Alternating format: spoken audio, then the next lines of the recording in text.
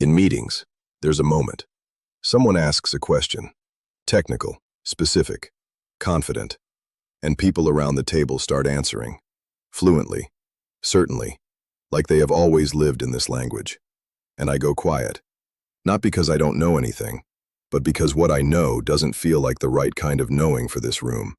So I sit back, and I watch, and I tell myself I'll speak when I have something worth saying. But the moment passes, and I never do. I've worked across a lot of fields. Each time I moved, I had to learn a new language, a new set of assumptions, a new culture, a new way of thinking that the people already there had absorbed over years, and I had to pick up in months. And I did. Every time. I got good at each thing I turned my attention to. But I never felt like I fully arrived, because arrival in a field looks like having come up through it, having the origin story, the degree, the early years, the fluency that comes from growing up speaking the language rather than learning it as an adult. There is a kind of settledness that specialists have, not arrogance, just certainty of territory. They are not waiting to be found out. I have never had that, in any room, in any field. There is always a difference between belonging and having worked out how to function here, and I have always been the second one.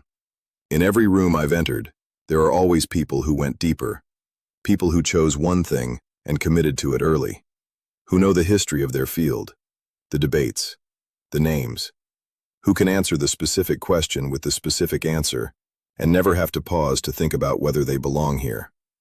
I watch them, and I feel the gap. Not between what we know, between how easily they occupy the space and how much effort it takes me to feel like I've earned mine.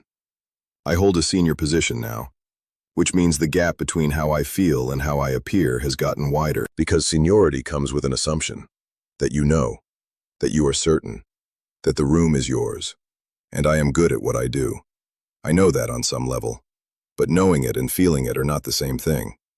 And in the meetings where other people speak with certainty, I am still the person who goes quiet, still waiting to feel like my voice belongs here, still not sure it ever will. This is what follows me home from those rooms. Not the work, the silence. The moment I chose not to speak. The question I didn't answer. The contribution I kept to myself because I wasn't sure it would land right. And then the other question arrives. The one that has been there for a long time. What am I actually an expert in? I have touched so many things, contributed to so many fields. But if someone asked me to name the one thing I know better than anyone in this room, I would struggle to answer. And in a world that rewards depth, that feels like a failure. Like I spent my career going wide instead of going somewhere.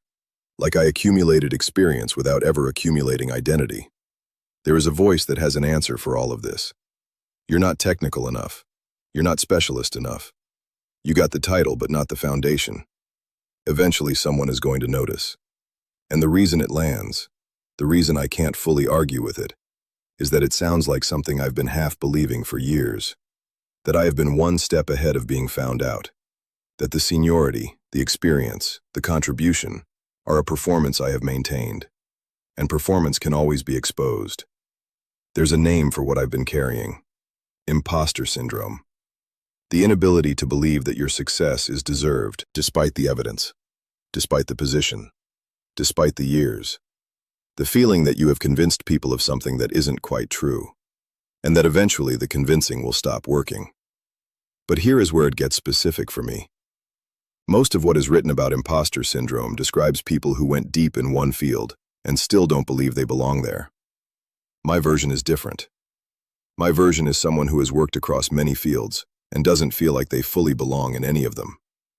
There is something called professional identity, the internal sense of knowing who you are in the working world, what you do, what you are known for, what field claims you. Specialists have this clearly.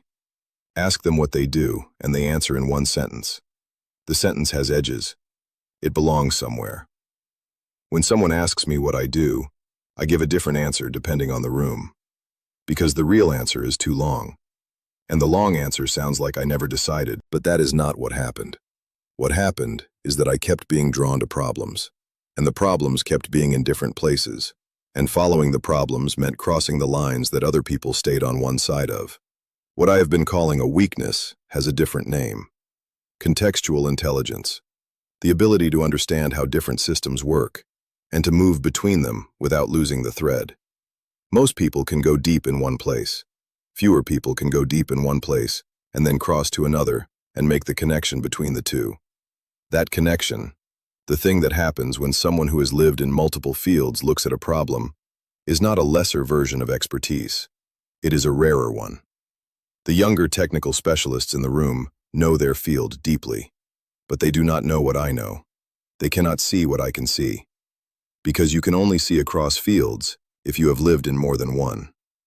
I am not going to tell you. I have stopped going quiet in meetings. I still do it sometimes. The voice is still there. The hesitation still arrives. But something has started to shift in how I understand what I bring. I spent years thinking that breadth was the consolation prize. What you end up with when you couldn't commit to one thing. When you kept moving because nothing was quite right.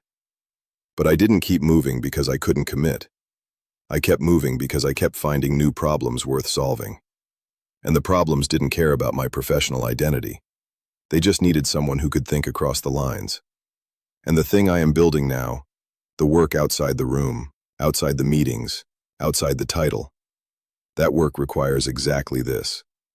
It requires someone who has seen how sciences think, how developers think, how researchers think, how users think, how data thinks, how an audience behaves, how a system fails.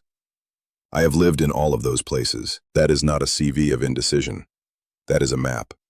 The room was not built for me. I know that now. I think I always knew it. But I was never supposed to stay in the room.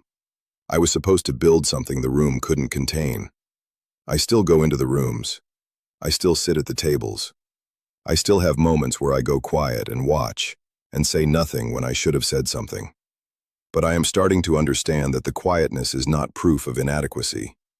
It is the habit of someone who spent years believing that their kind of knowing did not count in this particular room. And habits can change. Slowly. With evidence. With enough moments of realizing that the thing you brought to the table was seen even when you weren't sure it would be. The breadth is not the problem. The breadth was never the problem. The problem was the story I built around it. The one that said, you are wide but not deep. Present but not enough. Capable but not quite legitimate. You belong in the room. Not because you know everything they know, but because you know things they don't. And the map you have been building your whole career, that map is yours. Nobody else has drawn it exactly this way. Specialists build the components. But someone has to be able to see how the components connect. Someone has to walk into a problem that crosses the lines of what any single field can solve, and know where to look. That is not a gap in your expertise. That is the expertise. It just does not have a title that fits in one sentence. And the professional world has not yet built a room that feels like home for it. But that does not mean the room doesn't exist. It means you may have to build it.